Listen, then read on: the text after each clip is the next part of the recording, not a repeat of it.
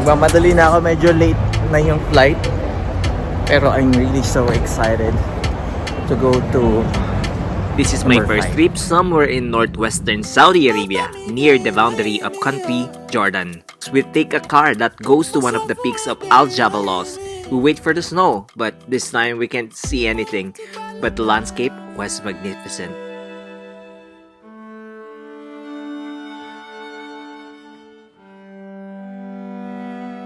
But here we are, not only for snow, but to find the true path of Mountain Sinai in everything we find here in Saudi Arabia.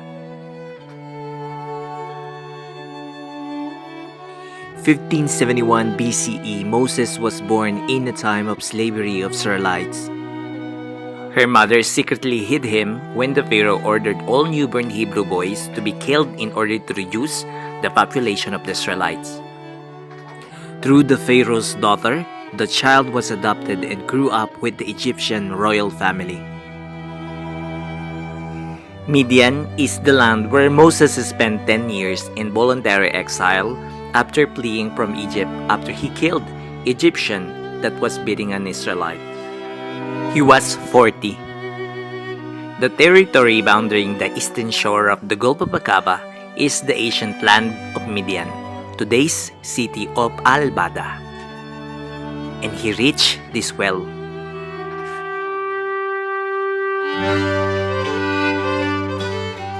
Visitors can see the several archaeological sites. Many pottery pieces have been discovered here, considered one of the most important historical locations in Tabuk.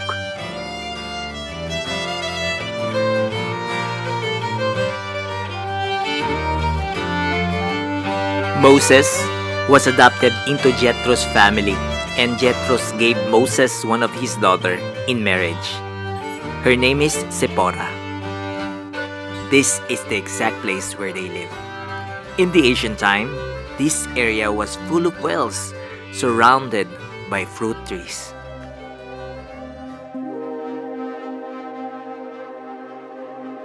In Horeb, burning bush is the location at which Moses was appointed by God to lead the Israelites out of Egypt. The Israelites had lived in Egypt for more than 400 years of slavery. God sent Moses to demand the release of the Israelites from slavery. This is the start of a 40-year journey led by Moses to the Promised Land. The Israelites take their cattle and sheep, bread and limited drinking water. They follow the desert road towards the Red Sea. One of their immediate challenges after running from Egypt is crossing the Red Sea. God used Moses to divide the waters of the Red Sea. There are 42 locations visited by the Israelites from Egypt. The first channel is this.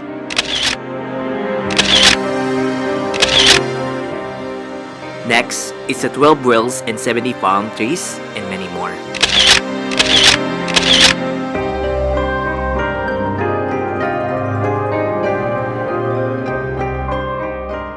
They are faced with lack of waters. They turn to Moses and quarrel him, accusing him of bringing them out of Egypt to die in the desert. Moses turns to God, who gives him instruction in how to get water from the rock. God commands Moses to strike a rock of Horeb.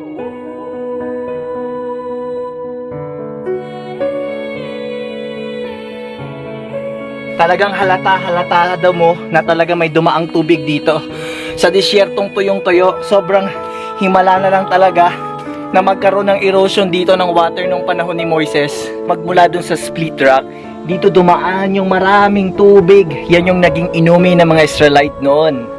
Yan, yung malaking yan na puno. Dahil thousands of people talaga sila dito. Walang tubig at nag-provide si Moses ng tubig at ng pagkain. Yan.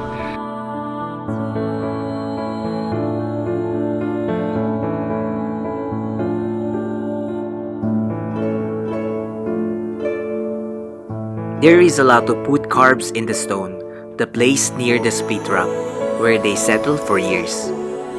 Every place where you set your foot will be yours.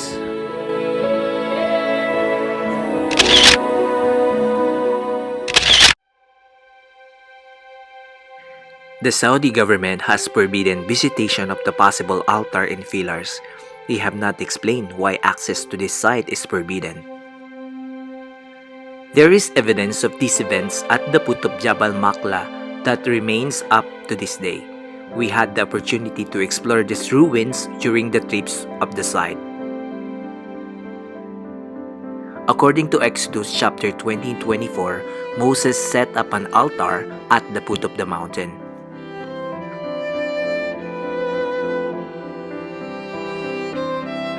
The altar was the burnt sacrifice and peace of offering of the sheep and cattle, and the must be constructed without step and without cut.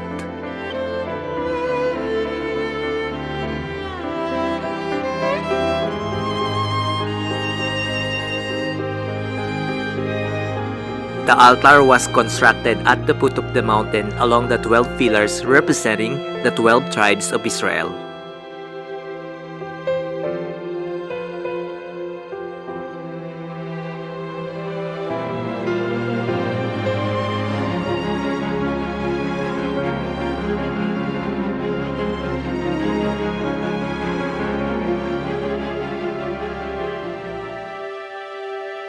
When Moses went up to Mount Sinai to receive the 10 Commandments, he left the Israelites for 40 days and 40 nights. Moses went down from the mountain, but upon seeing the calf, he became angry and threw down the 2 tablets of stone, breaking them. Moses burned the golden calf on fire, ground it to powder. According to the Bible, the golden calf was an idol made by Israelites when Moses went up to Mount Sinai.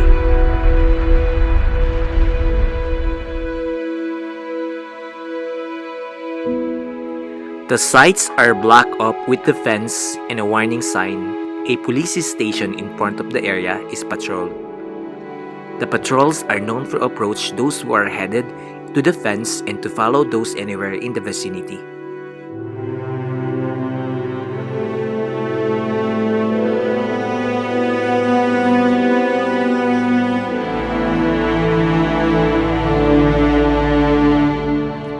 So pinaniniwalaan yung sa ibabaw niyan, dyan mismo pinato yung golden calf ng mga Israeli, and then nagalit si Moises. Parang itong place na ito talaga sa Saudi Arabia ay talagang ito yung parte ng Bible.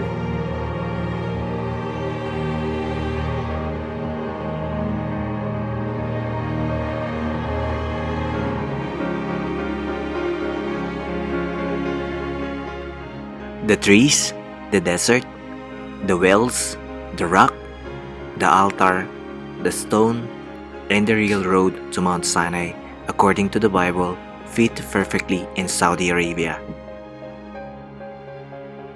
I am delighted to have been here, something I will never forget about my life.